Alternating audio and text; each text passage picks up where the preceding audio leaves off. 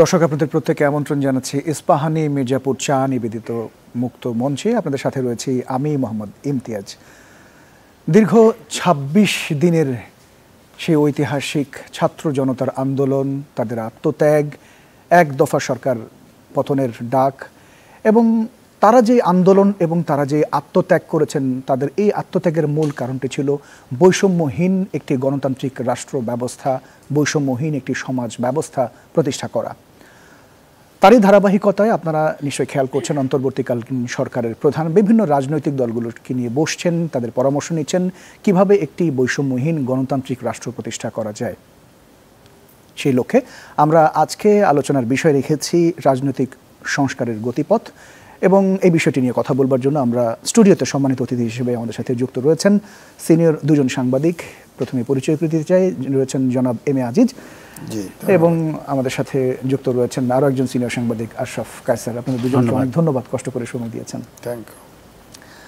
দর্শক, যেমনটি বলছিলাম যে দীর্ঘ ২৬ দিনের এই আন্দোলন কিভাবে একটি বৈষম্যহীন গণতান্ত্রিক রাষ্ট্র প্রতিষ্ঠা করা যায় এবং নির্বাচন, আগামী যে নির্বাচন হবে তার রোড ম্যাপগুলো, বিভিন্ন খাতে প্রয়োজনীয় সংস্কার এবং চিহ্নিত যারা অপরাধী রয়েছেন তাদেরকে দৃষ্টান্তমূলক শাস্তি দেয়া, এই বিষয়টি নিয়ে আজকেও বিভিন্ন রাজনৈতিক দলগুলো নিয়ে অন্তর্বর্তীকালীন সরকার প্রধান কথা বলেছেন। আমরা এই নিয়ে একটি প্রতিবেদন রয়েছে, আমরা শুরুতে দেখে আসতে চাই। শনিবার দুপুর থেকে অন্তর্বর্তী সরকারের প্রধান উপদেষ্টা ডক্টর মোহাম্মদ ইউনূসের বাসভবন ও কার্যালয় যমুনায় আসতে থাকেন বিভিন্ন রাজনৈতিক দল ও জোটের নেতারা। ধাপে ধাপে তাদের সাথে বৈঠক করেন প্রধান উপদেষ্টা। ইসলামী আন্দোলন বাংলাদেশ, বাংলাদেশ খেলাফত মজলিস, খেলাফত আন্দোলন, নিজামে ইসলাম ও জমিয়তে উলামায়ে ইসলামের নেতারা দাবি জানান হেফাজতে ইসলামের বিরুদ্ধে মামলাগুলোর ১ মাসের মধ্যে নিষ্পত্তি, ইসলাম বিরোধী কোনো আইন না করা, নির্বাচন ব্যবস্থা, বিচার বিভাগ ও শিক্ষাখাত সংস্কার এবং যৌক্তিক সময়ে নির্বাচনের ব্যবস্থা করা। সুন্দরভাবে প্রশাসন সহ আইন শৃঙ্খলা রক্ষা বাহিনী সহ সর্বত্র দেশ সুন্দর পরিচালনার ব্যাপারে, সেখানে ঢেলে সাজানোর ব্যাপারে আমরা তাদেরকে পরামর্শ দিয়েছি। কোন নীতিমালা আইন প্রণয়নের ক্ষেত্রে ইসলাম বিরোধী কোন নীতি আইন যেন প্রণয়ন না হয় সেই বিষয়ে আমরা প্রস্তাবনা এবং দাবি জানিয়েছি। প্রয়োজনীয় সংস্কারের কাজগুলো শেষ করে যৌক্তিক একটা সময়সীমার মধ্যে জাতির কাছে একটা সময়সূচি উপস্থাপন করে এতদিনের মধ্যে আমরা নির্বাচনে যাচ্ছি। আওয়ামী লীগের নিবন্ধন বাতিল ও নির্বাচনের সম্ভাব্য তারিখ ঘোষণার দাবি জানায় এলডিপি। চিহ্নিত অপরাধীরা যেন নির্বাচন করতে না পারে সেই নিশ্চয়তা চেয়েছে বাংলাদেশ জাসদ। আমরা এবার আর ব্যর্থ হতে চাই না, ওনাকে বলেছি আপনাকে নিয়ে আমরা সফলতার দ্বারপ্রান্তে পৌঁছতে চাই। জামাতকে যদি ছোট ছোট তুচ্ছ কারণের জন্য তাদের নিবন্ধন বাতিল করা যায়, আমাদের হাজার ছেলে মেয়েদেরকে হত্যা করার জন্য 15 বছর আরো কয়েক হাজার গুম করার জন্য তাদেরটা কেন বাতিল হবে না? সুষ্ঠু নির্বাচনের রোডম্যাপের দাবি সহ 12 দফা লিখিত সুপারিশ দিয়েছে 12 দলীয় জোট। দেশের বুকে বিরাজমান এই সংকট, এটা দূর করতে হয়তো একটু সময় লাগবে, সেই সময় দিতে দেশবাসী প্রস্তুত রয়েছে, আমরা প্রস্তুত রয়েছি। আপনারা নির্বাচন কমিশন সংস্কার করে একটি সুষ্ঠু নির্বাচনের আপনারা রোড ম্যাপ আপনারা যত তাড়াতাড়ি সম্ভব জাতির সামনে উপস্থাপন করেন। তত্ত্বাবধায়ক সরকার পুনঃপ্রতিষ্ঠার দাবি জানায় গণফোরামের প্রতিনিধি দল। জাতীয় পার্টি জানায় সংস্কারের পর কবে নির্বাচন সে সিদ্ধান্ত অন্তর্বর্তীকালীন সরকারই দেবেন। মাননীয় প্রধান উপদেষ্টার কাছে বলেছি যে আপনি অবশ্যই এই সংবিধানে তত্ত্বাবধায়ক সরকার ব্যবস্থা পুনঃপ্রতিষ্ঠার উদ্যোগ নেবেন। আমাদের অনেক ভুল ত্রুটি আছে, সেই ভুল ত্রুটি যদি ইচ্ছা করলে করতে না পারি, সেই জন্য তো সংস্কারগুলি প্রয়োজন।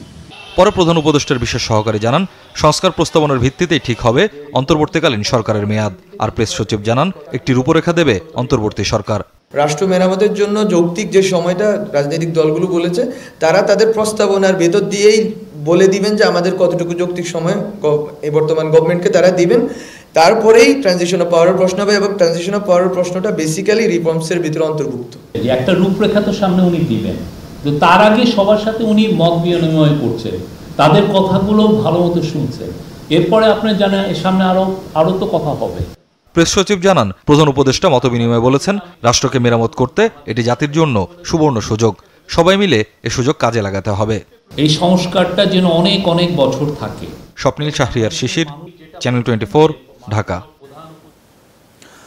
অন্তর্বর্তীকালীন সরকারকে সময় দেয়া পাশাপাশি বিভিন্ন জায়গায় চাঁদাবাজিরও অভিযোগ করেছেন বিভিন্ন রাজনৈতিক দলগুলো, এবং কিভাবে এই চাঁদাবাজি বন্ধ করা দেওয়া যায় সেই বিষয়গুলো নিয়ে কথা বলেছেন। প্রয়োজনে আইনের আশ্রয় নেওয়ার কথাও তারা বলেছেন। আমরা বিএনপি মহাসচিব মির্জা ফখরুল ইসলাম আলমগীর এই বিষয়ে একটু কথা বলেছেন, আমরা দেখে আসতে চাই সেটিও। যদি কাউকে দেখেন যে চাঁদাবাজি করছে বা দখলদারি করছে, তাকে ধরে সাথে সাথে পুলিশে দেবেন অথবা আপনারা এই ব্যাপারে আমাদের কোন রকমের কোন সুপারিশ থাকবে না। এই নতুন সরকার মাত্র 20-22 দিন বয়স হয়েছে, একে আমাদের সময় দিতে হবে যে সেই যেন একটা সুষ্ঠু নির্বাচন করার মতো পরিবেশ তৈরি করতে পারে। জনাব আশরাফ কায়সার, আপনাকে দিয়ে শুরু করতে চাই। প্রথম যে প্রতিবেদনটি আমরা দেখছিলাম, বিভিন্ন রাজনৈতিক দলগুলোর সাথে কথা বলেছেন অন্তর্বর্তীকালীন সরকার প্রধান ডক্টর মোহাম্মদ ইউনূস, এবং বিভিন্ন রোডম্যাপ তারা দিয়েছেন। তারা বিভিন্ন সংস্কারের বিষয়গুলো নিয়ে আলাপ আলোচনা করছেন। রাজনীতিতে কোন কোন বিষয়গুলোতে সংস্কার এই মুহূর্তে আসলে অত্যন্ত জরুরি আপনার কাছে মনে হয়? আমাদের রাজনীতি একটা অপরাজনীতির শিকার হয়েছে। আপনি জানেন যে গত 15 বছর বিভাজনের রাজনীতি হয়েছে। একটি দল জোর করে ক্ষমতায় ছিল এবং তারা বলেছে কে স্বাধীনতার পক্ষের, কে স্বাধীনতার বিপক্ষের। রাজনীতিতে এরকম মোটা দাগে যে যুদ্ধটি 71 সালে হয়েছে, তার 54 বছর পরে এসে এভাবে বিভাজন করা যায় না। এই বিভাজনটি তারা যে ভালো উদ্দেশ্যে করেছে তা কিন্তু না। এই বিভাজনটি দিয়ে তারা লুটপাট নিশ্চিত করতে চেয়েছে। মুক্তিযুদ্ধের মতো আমাদের গৌরবের একটি অধ্যায়কে দলীয়করণ করেছে এবং একজন ব্যক্তি ছাড়া ওই যুদ্ধের সাথে যুক্ত আর কাউকে তারা স্বীকৃতি দেয়নি। এবং পরবর্তী সব রাজনৈতিক দল, বিএনপি এবং অন্যান্য দলকে তারা স্বাধীনতা বিরোধী বলে একটা লেবাস দেওয়ার চেষ্টা করেছে। তারই পরিক্রমায় অধিকার নিয়ে যিনিই কথা বলেছেন, সেটা ছাত্র জনতা হোক, সেটা বুদ্ধিজীবী হোক, সাংবাদিক হোক, শিক্ষক হোক, তাদেরকে তারা বলেছেন বিএনপি অথবা রাজাকার। এই তো মূল গল্পটি। আমরা রাজনীতিতে সংস্কারের, বিভাজনের রাজনীতি থেকে বেরিয়ে আসতে চাই। দেখুন, বাংলাদেশ একটি বহুদলীয় গণতান্ত্রিক রাষ্ট্র। এখানে আপনার বিভিন্ন মত পথ এর রাজনীতি থাকবে। আপনার তাকে পছন্দ করতে হবে এমন না, আপনি যাকে পছন্দ করবেন তাকে ভোট দিবেন। আপনার মতামত প্রতিফলিত হলে আপনার সরকার হবে, না হলে ভিন্ন মতের সরকার হবে। গণতন্ত্রের যে বেসিক নিয়ম, সেটিতে বাংলাদেশকে নতুন করে উত্তরণ ঘটতে হবে এবং এটি আমাদের এই মুহূর্তের প্রথম দাবি। নির্বাচনটি যেন গ্রহণযোগ্য হয়, নির্বাচনে যেন আপনি সব দলের প্রতীক দেখতে পান এবং কাউকে যেন বাধা দেওয়া না হয়, সেটি। দ্বিতীয় হচ্ছে, ওটি করার আগে আপনাকে নিশ্চিত করতে হবে যে কি রাজনীতি আমরা পাবো, অথবা যারা ক্ষমতায় যাবেন তারা আমাদেরকে কিভাবে শাসন করবেন। আপনি জানেন যে অতীতে অনেক কথা আমরা বলেছি, তারা ক্ষমতায় গিয়ে সেগুলো মানেননি।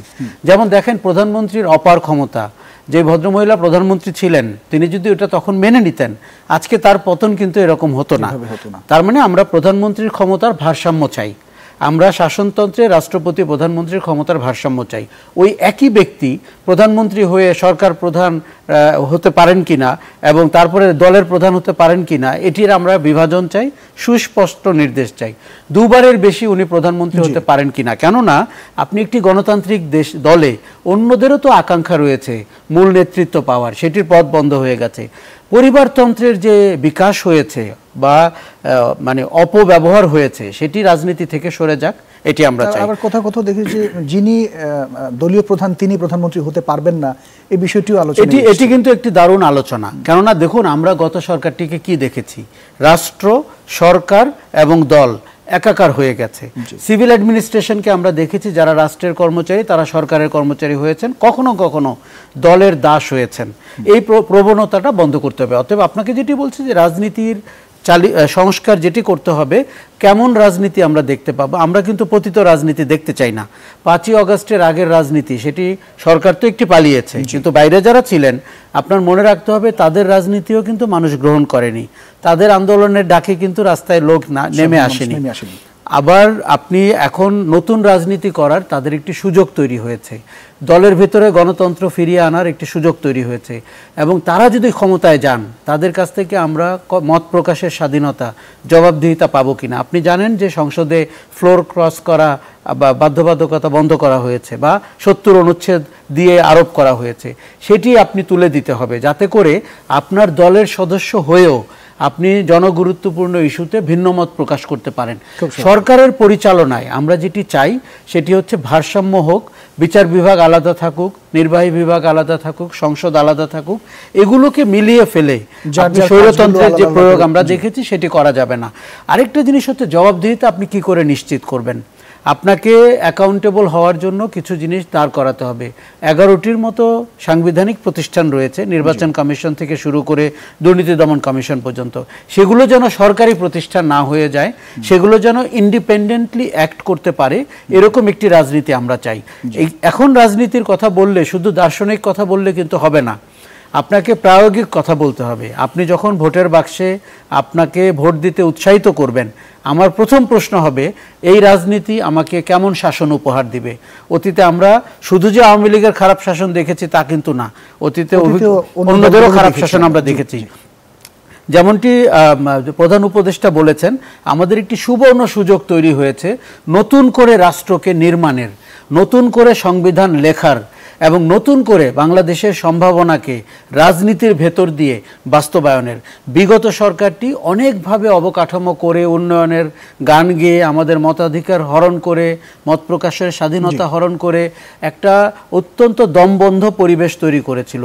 গত কয়েকদিন শুধুমাত্র প্রধান উপদেষ্টার সাথে মিটিং কিন্তু না, আজকে এই শহরে গণতন্ত্র নিয়ে, সংবিধান নিয়ে, মত প্রকাশের স্বাধীনতা নিয়ে অনেক রাউন্ড টেবল হচ্ছে, সভা হচ্ছে, সেমিনার হচ্ছে। কিন্তু আমরা একটি গণতান্ত্রিক রাষ্ট্র গঠনের স্বপ্ন দেখি, রাজনীতি যেন তার পক্ষের হয়। আশরাফ স্যার, আমরা এই যে কথাগুলো বলছিলাম এর মাঝখানে আমরা সংস্কারের কথা বলছি, কিন্তু বিভিন্ন সময় তো আমরা দেখতে পাচ্ছি, যেমনটি আজকে মির্জা ফখরুল ইসলাম আলমগীর বলছিলেন যে রাজনৈতিক ছত্রছায়া থেকে কিন্তু অনেকেই সেই দুর্বৃত্তায়নগুলো করছেন, সেই আগের পুনরাবৃত্তি হচ্ছে, আগের সেই চরিত্রগুলোতে ফিরে যাওয়া। তো সেক্ষেত্রে আসলে কি বৈষম্যহীন বা নতুন একটি সংস্কৃতি তৈরি করা পসিবল হবে কিনা? প্রথমত বলি, দুর্বৃত্তায়নের প্রধান হাতিয়ার রাজনীতি। আপনি খেয়াল করবেন সরকার পরিবর্তিত হলে কেন অন্য দল থেকে দলে দলে লোক জয়েন করে, কেননা গ্রামগঞ্জে, ব্যবসা ক্ষেত্রে সব জায়গায় সরকারি দলের ছত্রছায়ায় থাকতে পারলে আপনি দুর্বৃত্তায়ন করতে পারেন। আপনাকে সরকারি দলের ছত্রছায়ায় থাকাটা, প্রফিট সেন্টার, এটা বন্ধ করতে হবে। তখন আপনি দেখবেন আপনার অফিস এবং কার্যালয়ের আশেপাশে কেউ ঘোরাঘুরি করছে না। এটি নিশ্চিত করতে হবে যে যেই দুর্বৃত্তায়ন আমরা দেখেছি তারই পুনরাবৃত্তি কিন্তু এখন কোথাও কোথাও হচ্ছে, দখল হচ্ছে, চাঁদাবাজি হচ্ছে, জিম্মি করা হচ্ছে, সবই হচ্ছে। এটি যেই দলের লোকরা করছেন, যেই পরিচয়ে করছেন, তাকে আপনি আইনের আওতায় আনেন, দলকে দায়িত্ব দেন তার কর্মী এবং নেতাদেরকে বিরত রাখতে, এবং তাকে আপনি গত সরকারটির মতোই আইনের আওতায় এনে শাস্তির ব্যবস্থা করেন। আমরা সেই রাজনীতি চাই না, তবে এটি কিন্তু ঘটছে। এটি ঘটলে যেটি সমস্যা হবে, যেই গণবিপ্লবে আপনি অংশগ্রহণ করেছেন, আপনার মনে হবে আমি হয়তো মুখ বদলালো, মানুষ বদলালো, কিন্তু প্রক্রিয়া কিন্তু ঠিকই রয়ে গেল। ওটি কিন্তু বাংলাদেশের রাজনীতি, বাংলাদেশের মানুষ পরিত্যাগ করেছে। ওই পুরনো রাজনীতি নিয়ে আপনি যখন আসবেন, আপনার সামনে বিপদ কিন্তু এদের চেয়েও খারাপ হতে পারে। অনেক ধন্যবাদ আশরাফ স্যার, উত্তরটি আমরা পেয়েছি। আমরা জনাব এম এ আজিজ, আপনার কাছে আসতে চাই। রাজনৈতিক দলগুলো বলছেন যে অন্তর্বর্তীকালীন সরকারকে নির্বাচনের জন্য সময় দেয়া প্রয়োজন, যৌক্তিক সময় দেয়া প্রয়োজন। সেই সময়টি আসলে কতখানি, বা সেটির কোনো মডিউল রয়েছে কিনা? ধন্যবাদ আপনাকে। আসলে বাংলাদেশ যে জায়গায় 54 বছরে এসেছে, অনেক সামাজিক সুযোগে কিন্তু বাংলাদেশ এগিয়েছে। আমি তো পাকিস্তান আমলে ইন্টারমিডিয়েট পর্যন্ত পাশ করেছি। তখনকার জীবন আর এখন জীবন জীবিকা অনেক আকাশ পাতাল পার্থক্য। মানুষের মনোজগতে বিরাট নেগেটিভ পরিবর্তন ঘটে গেছে।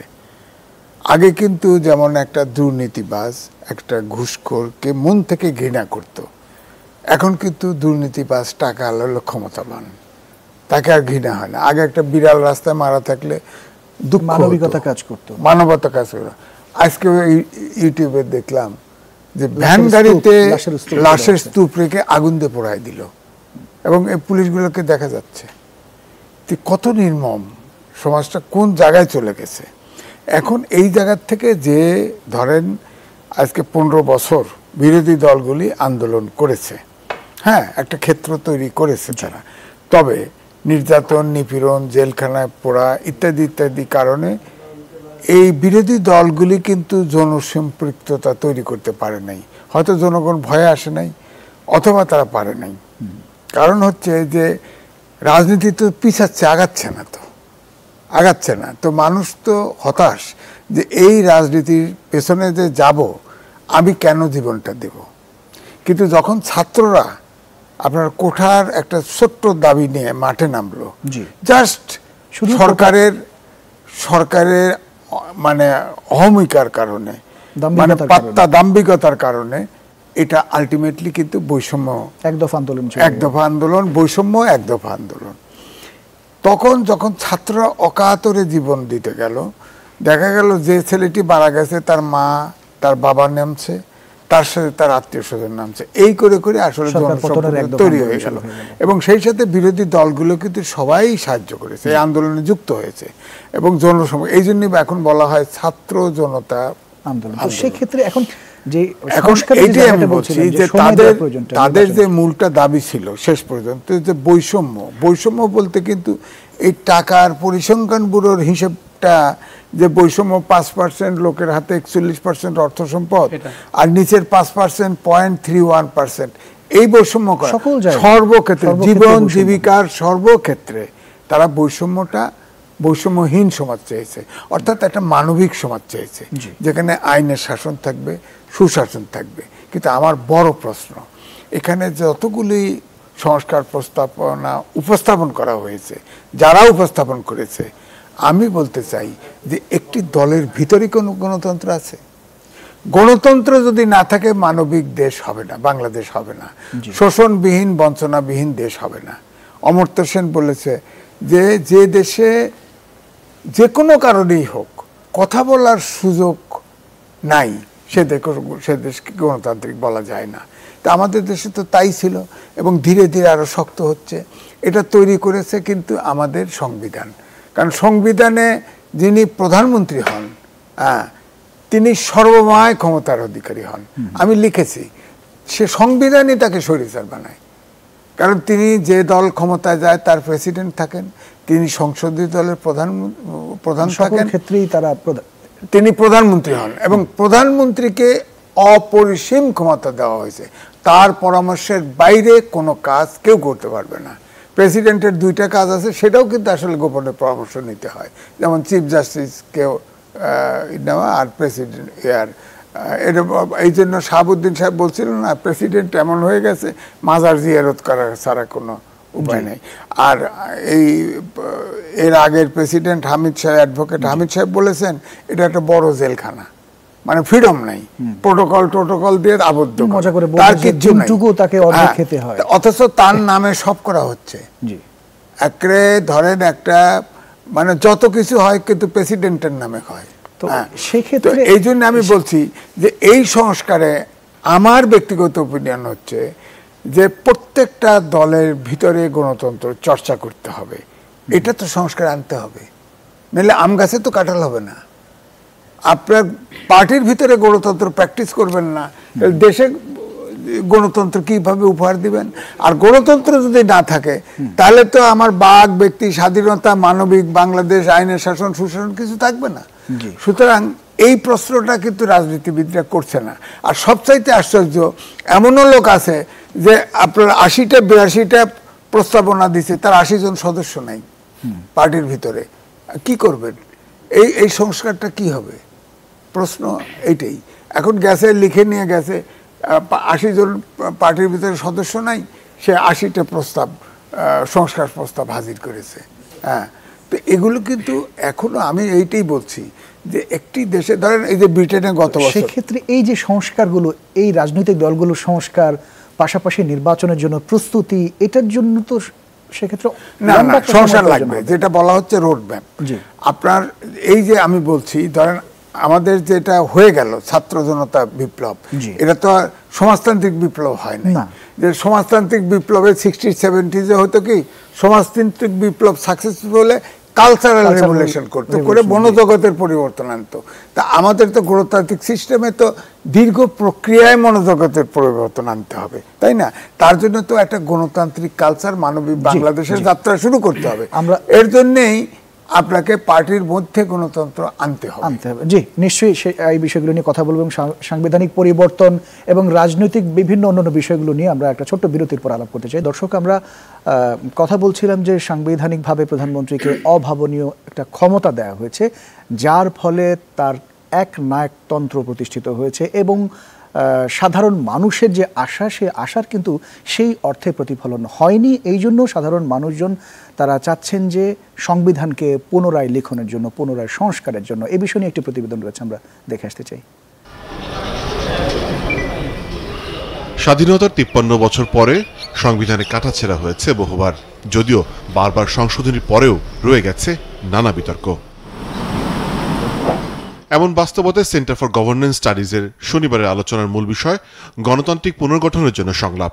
শুরুতেই ছাত্র আন্দোলনে নিহতদের প্রতি শ্রদ্ধা জানিয়ে 1 মিনিট নীরবতা পালন করা হয়।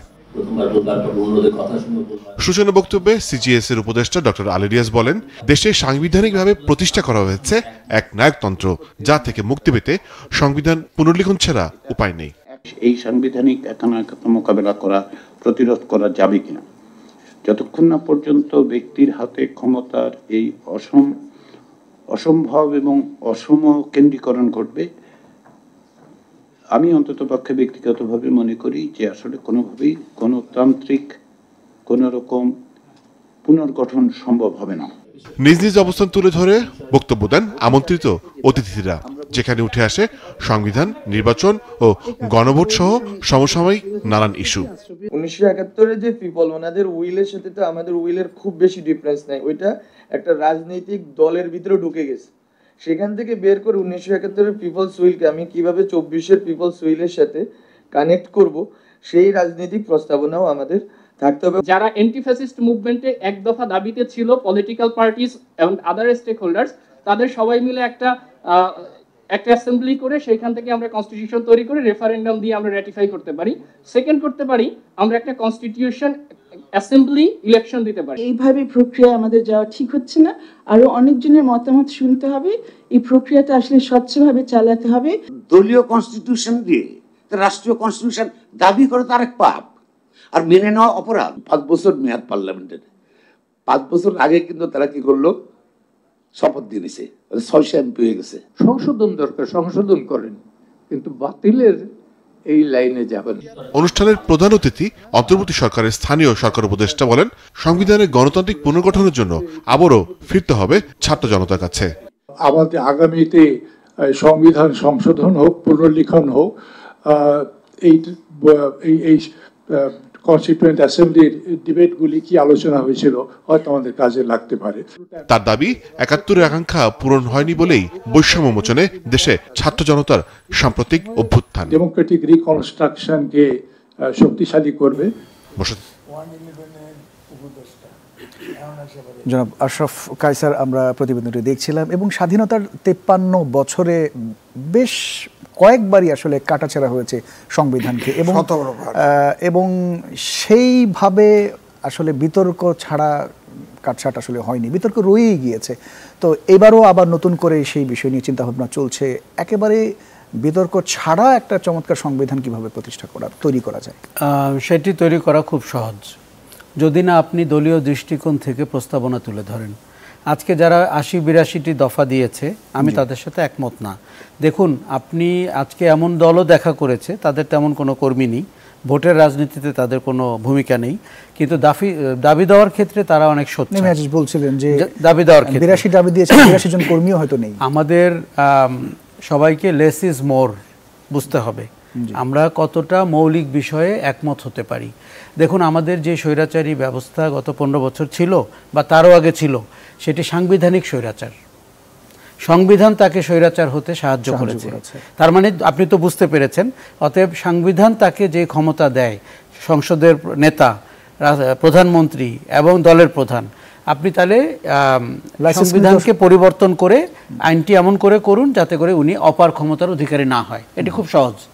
এটি যদি আপনি দলের হাতে দেন, তারা কেউ এটি করবে না, কেননা যে যখন ক্ষমতায় আসে, আগামীতেও তাই হবে, তারা ক্ষমতাকে কুক্ষিগত করতে চাবে, নির্বাচনকে ভণ্ডুল করতে চাবে, জনগণের মতামতকে উপেক্ষা করতে চাইবে। আমি আশা করি তারা একটাও চাবে না, কিন্তু আমি ভয় পাই যে তারা এগুলো চাবে। অতএব আপনার সংবিধানকে কি করে জনগণের পক্ষের সংবিধান করা যায় তার জন্য আপনি মৌলিক কিছু জায়গাতে হাত দিতে হবে। সেটি হচ্ছে যে এই রাষ্ট্রের মূল প্রস্তাবনা কি, আইডিয়ালস কি, মৌলিক নীতিগুলো কি, সেটাকে আপনি ঠিক করতে হবে। এবং রাষ্ট্রটি একটি গণতান্ত্রিক বাংলাদেশের, সংবিধানটি একটি গণতান্ত্রিক বাংলাদেশের স্বপ্নকে ধারণ করে কিনা, পূরণ করে কিনা। তারপরে আপনার নির্বাচন কিভাবে হবে, সংসদ কিভাবে চলবে, প্রধানমন্ত্রীর হাতে ক্ষমতা কেমন থাকবে। গণতন্ত্রের চর্চা দলের ভেতরে যেমন আমরা মনে করি খুব জরুরি, যার দলে গণতন্ত্রের চর্চা নাই সে দেশে গণতন্ত্রের চর্চায় কোনো ভূমিকা রাখতে পারে না। এবং যার দলে গণতন্ত্রের চর্চা আছে তাকে যদি আপনি সংসদে গণতন্ত্রের চর্চা করতে চান তাহলে ৭০ অনুচ্ছেদ নিয়ে আপনাকে কথা বলতে হবে, যে আমার সাথে একমত না হলেও আমার দলের একজন সদস্য ভোটাধিকার প্রয়োগ করতে পারেন কিনা। যেই কারণে আমরা দেখেছি একদিকে স্বৈরাচারের উত্থান, আরেকদিকে দলদাসদের উত্থান। দলদাসরা তারা রাস্তায় বলছেন, চায়ের টেবিলে বলছেন তারা কোন কোন সিদ্ধান্তে অমত, কিন্তু সংসদে বলতে পারছেন না। এখন সেটা গেল সংসদের ভেতরে। এবার আপনি সাংবিধানিক প্রতিষ্ঠানগুলোর দিকে একবার তাকান। গত 3টি নির্বাচনে যেই নির্বাচন কমিশনারদেরকে আমরা দেখেছি তাদের, বা বর্তমানে যারা এখনও পদত্যাগ করেননি তাদেরকে সম্মানের সাথে আমরা বিদায় দিতে চাই, যদিও অসম্মানের কাজটি তারা নিজেরাই করেছেন। আচ্ছা, আরও একটি ঘটনা, আমি জাতীয় পার্টির এই যে গত 5 তারিখ থেকে বঙ্গভবনে দাওয়াত এবং প্রধান উপদেষ্টার এখানে দাওয়াত এবং তাদের মতামত নেওয়া, আমি কিন্তু এটা খুব একটা সমর্থন করছি না। কেননা গত 3টি নির্বাচনে জাতীয় পার্টি যদি সহযোগীর ভূমিকায় অবতীর্ণ না হতো, সেটা তারা কোন পরিস্থিতিতে করেছেন, কোন মূল্যমানে করেছেন, ভারতের প্রেসারে করেছেন কিনা, এগুলো তারা বলতে পারবেন। কিন্তু আমরা যেটি দেখেছি, জাতীয় পার্টির সঙ্গে থাকার কারণে আওয়ামী লীগ 14 দল এবং জাতীয় পার্টি মিলে একটি সাজানো সংসদ নির্বাচন করেছেন, সাজানো মন্ত্রিসভা করেছেন।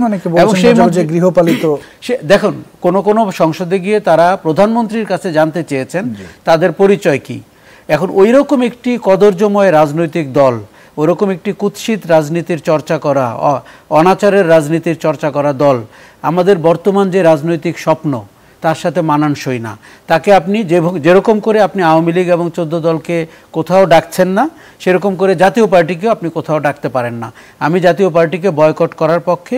দেখুন, তার রাজনৈতিক ভূমিকার জন্য আজকে বাংলাদেশের সবচেয়ে ক্ষতিগ্রস্ত প্রতিষ্ঠানের নাম রাজনীতি। সেই রাজনৈতিক প্রতিষ্ঠানকে যারা ধ্বংস করেছে তাদের মধ্যে জাতীয় পার্টি অন্যতম। এরকম সঙ্গী নিয়ে আপনি গণতান্ত্রিক বাংলাদেশের স্বপ্ন দেখতে পারেন কি না, এই প্রশ্ন আমি রাখছি। আচ্ছা, এখন যদি আপনি সাংবিধানিক প্রতিষ্ঠানগুলোর দেখেন, দুদককে আমরা দেখেছি সার্টিফিকেট দিয়েছেন দুর্নীতিবাজদেরকে যে তারা দুর্নীতিবাজ না, এবং দুদক সরকারের আঙ্গুলে হেলনে চলেছে। সরকার দুদককে আপনার পিছনে লেলিয়ে দিয়েছে, আপনি যদি ভিন্ন মতের মানুষ হন। সরকার এনবিআরকে আপনার পেছনে লেলিয়ে দিয়েছে, হারুন এবং বেনজিরকে আপনার পেছনে লেলিয়ে দিয়েছে। এই তো শাসন। সাংবিধানিক প্রতিষ্ঠান দুদককে আপনি কি করে নতুন করে সাজাবেন? কেননা আমি দুর্নীতি করব না, পাপাচার করব না, এগুলো মুখে বলা আর তাকে অষ্টপৃষ্ঠে বেঁধে ফেলা, এটির মধ্যে পার্থক্য আছে। আমরা চাই দুর্নীতি দমন কমিশন ইন্ডিপেন্ডেন্টলি কাজ করুক। নির্বাচন কমিশন যাতে করে তাদের মতো কাজ করতে পারে। এই নির্বাচন কমিশন কিন্তু অকার্যকর, এবং যেভাবে তাদেরকে নিয়োগ করা হয়েছে, সিলেক্ট করা হয়েছে, পুরোটাই ছিল সাজানো। আপনি দেখান গত 3টি নির্বাচনে যে সমস্ত বেসামরিক প্রশাসন আপনার এরকম কারচুপির নির্বাচনে অংশ নিয়েছিল, সহযোগিতা করেছিল, আপনি তাদেরকেও খুঁজে বের করেন। কেননা আপনি যেরকম দৃষ্টান্তমূলক শাস্তি যদি দিতে চান, ভবিষ্যতে যেন কেউ এই রোলে যেতে না পারে। অনেকেই কিন্তু অনেক ধরনের দোহাই দিচ্ছে, শেখ হাসিনার ভয়ে গিয়েছি, আওয়ামী লীগের ভয়ে গিয়েছি। আমি কিন্তু এটা বিশ্বাস করি না। একটা লোক যদি ঘুরে দাঁড়াতো, পাকিস্তানে কিন্তু নির্বাচনের পরে 3টা লোক ঘুরে দাঁড়িয়েছে, তারা বলেছে কারচুপির নির্বাচন করেছি, আমি পদত্যাগ করছি, আমি শাস্তি চাই, আমি অন্যায় করেছি। বাংলাদেশে গত 3টি নির্বাচনে যে সমস্ত কর্মকর্তারা জড়িত ছিলেন তাদের কারো কি বিবেকের তাড়নায় এই কাজটি করতে পারতেন না? তারা সবাই লোভে পড়েছিলেন, তারা সবাই পদপদবি চেয়েছিলেন, তারা সবাই ওই ব্যক্তির কৃপাভাজন হতে চেয়েছিলেন। এখন একটি সরকার কি করে টোটালিটেরিয়ান গভর্নমেন্ট হতে পারে?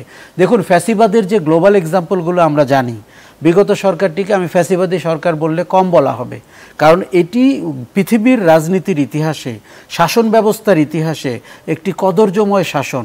যেই শাসন আপনার 632 জন লোককে গুম করতে পারে, এবং যেই শাসনে সরকার পতনের পরপর 8 বছর 9 বছর আয়নাঘরে থাকা মানুষ বেরিয়ে আসতে পারেন, এবং যেই শাসন মানুষের গুম হয়ে যাওয়ার পরে তাদেরকে হাস্যরস করে বলেছিলেন প্রেমের টানে কেউ চলে গেছেন, কেউ ভূমধ্যসাগরে পাড়ি দিয়ে ইটালিতে চলে গেছেন। কখন একটি সরকার একটি নাগরিককে নিয়ে রিডিকুল করে, এই অডাসিটি এই সরকার কি করে পেল?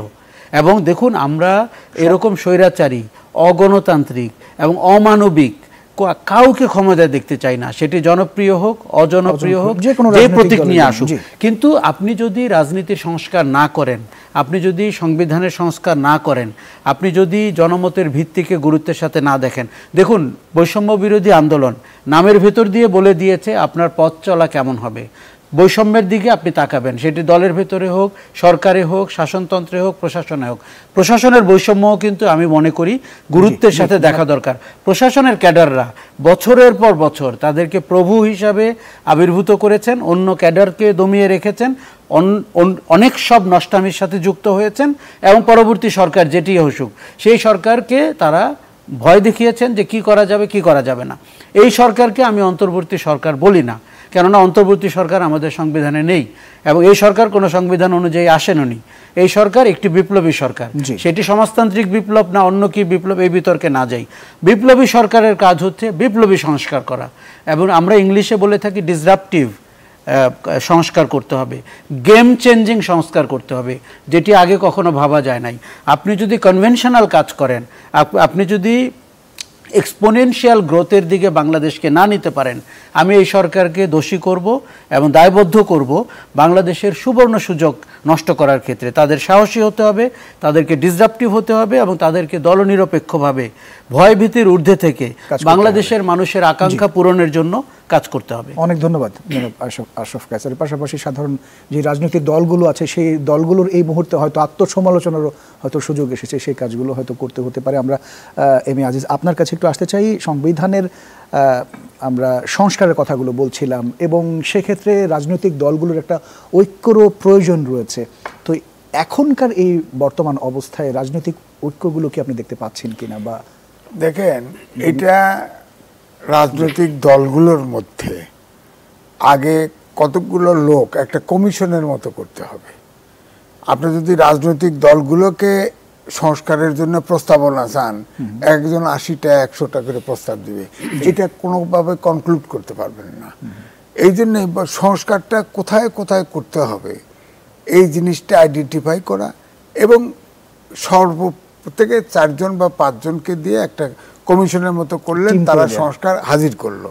হতে পারে এটা রিভাইজ হতে পারে কিন্তু আমার বক্তব্য হচ্ছে যে আমাদের এটা দীর্ঘ পথ চলতে হবে।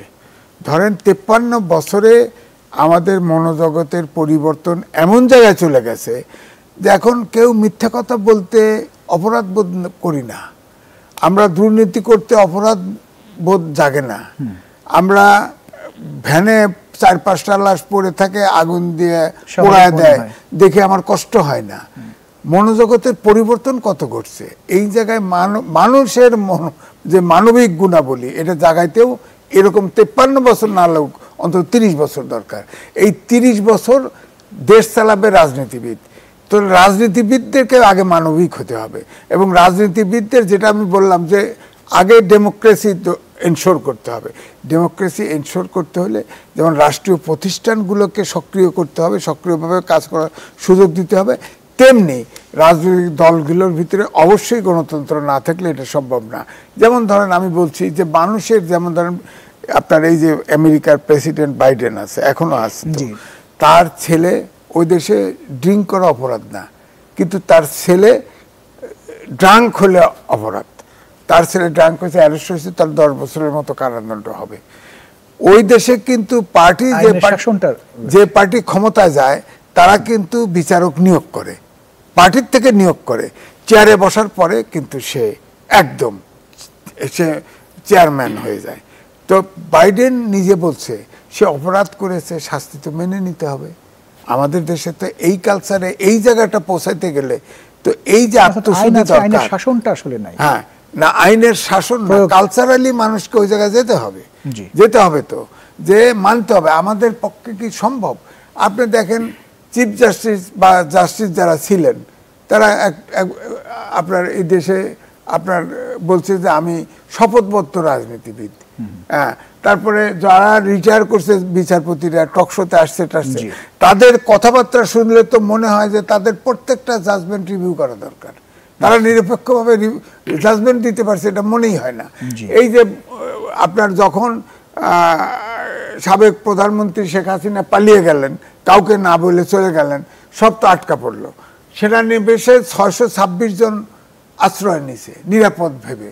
হ্যাঁ, ওইখানে আমি সবচেয়ে আশ্চর্য হয়েছি, সিটিং 5 জন জাজ ওখানে আশ্রয় নিয়েছে, অর্থাৎ সেলফ ক্রিমিনাল ঘোষণা সে নিজেকে ডিক্লেয়ার করেছে। আর 20 জন ভিসি ওখানে আশ্রয় নিয়েছে। আপনি বলেন দেশটা কোথায় গেছে? প্রশাসন কোথায় গেছে? এই দেশকে ঠিক করতে হলে কেমন সংস্কার দরকার? তারপরে আপনি দেখেন যখন আপনার আর্মি চিফ বললেন যে যারা আশ্রয় নিয়েছে তাদেরকে আমরা মানে মানবিক কারণে এবং তাদের জীবন রক্ষার্থে আশ্রয় দিয়েছি, তবে কারো বিরুদ্ধে যদি মামলা টামলা হয় তাকে হস্তান্তর করা হবে।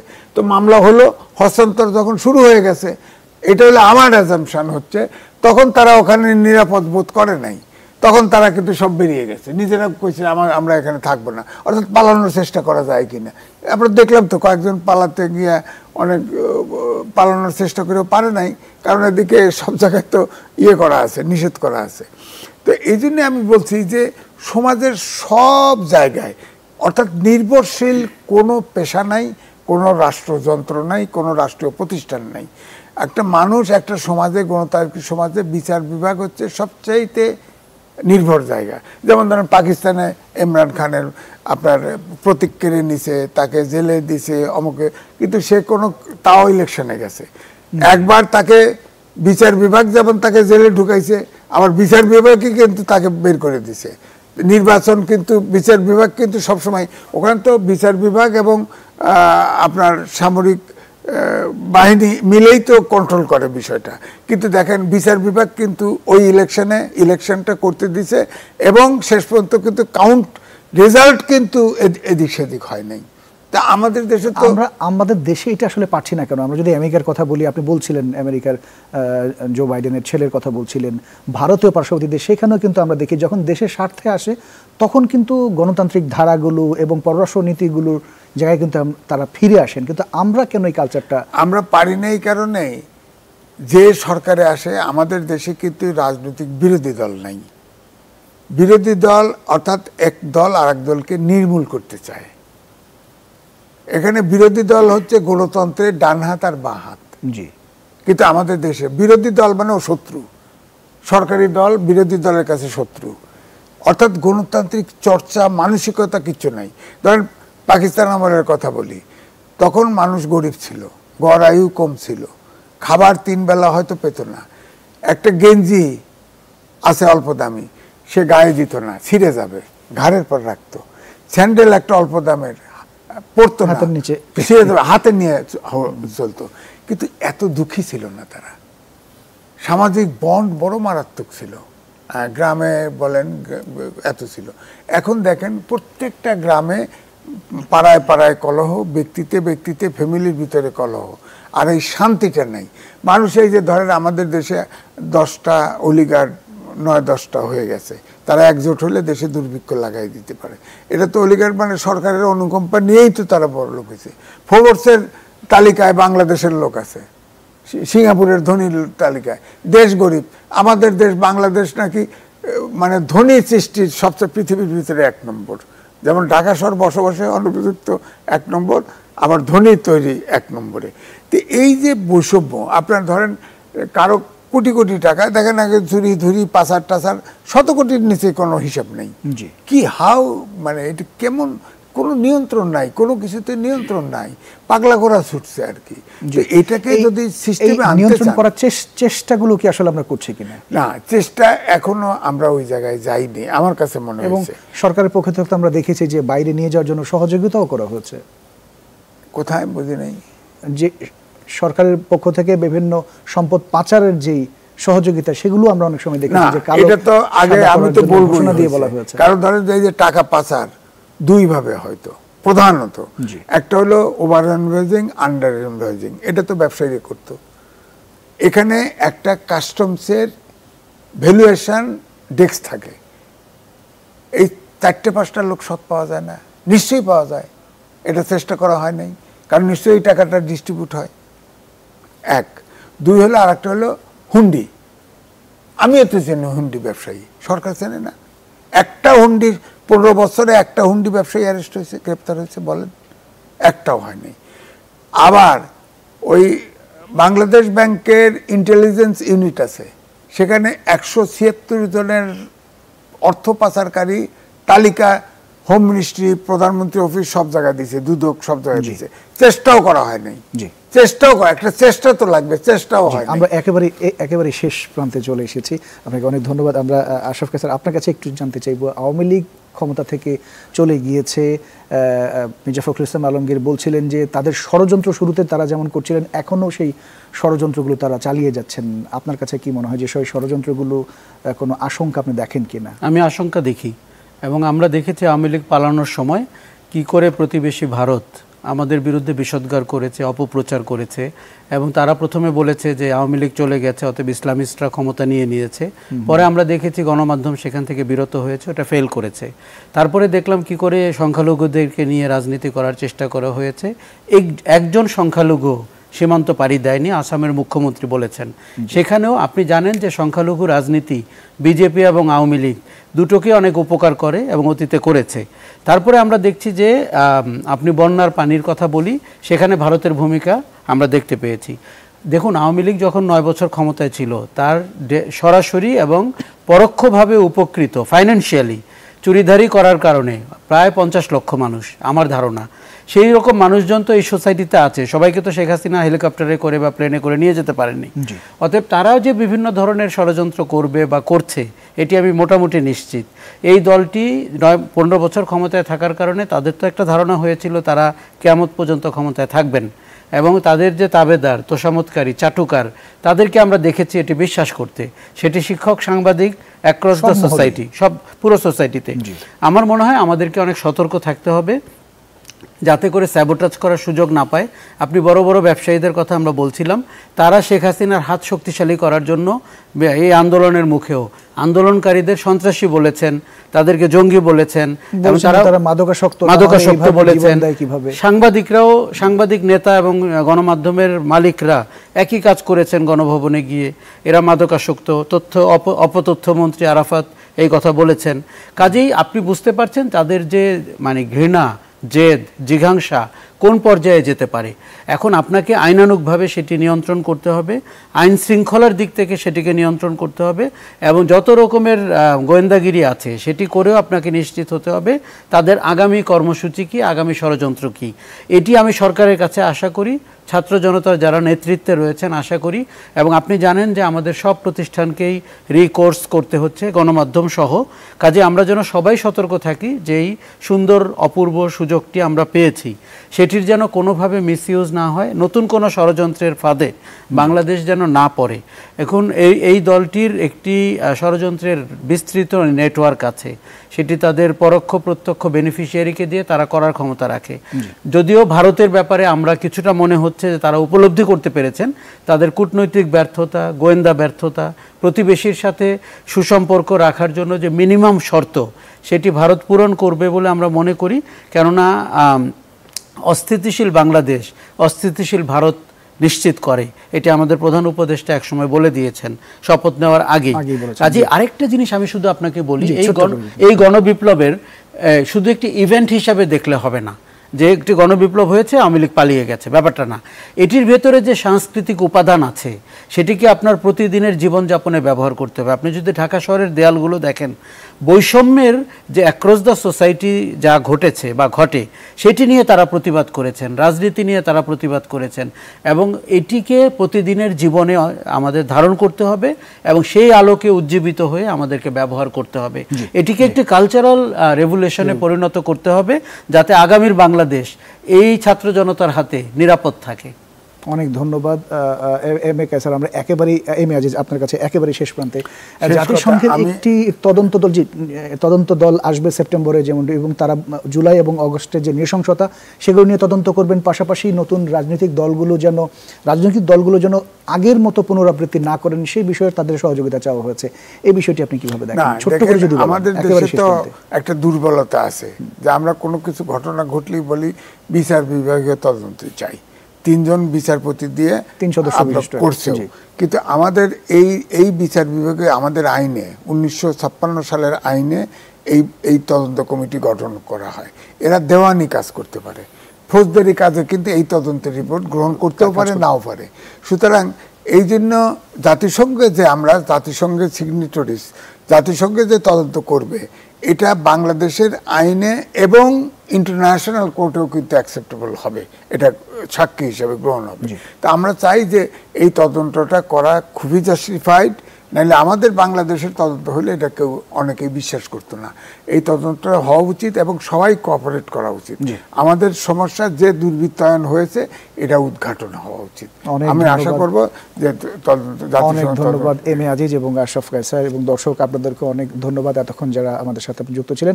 আগামী সপ্তাহে নতুন কোনো বিষয় নিয়ে, নতুন অতিথি নিয়ে আবারও হাজির হব। সেই পর্যন্ত সবাই ভীষণ ভালো থাকবেন।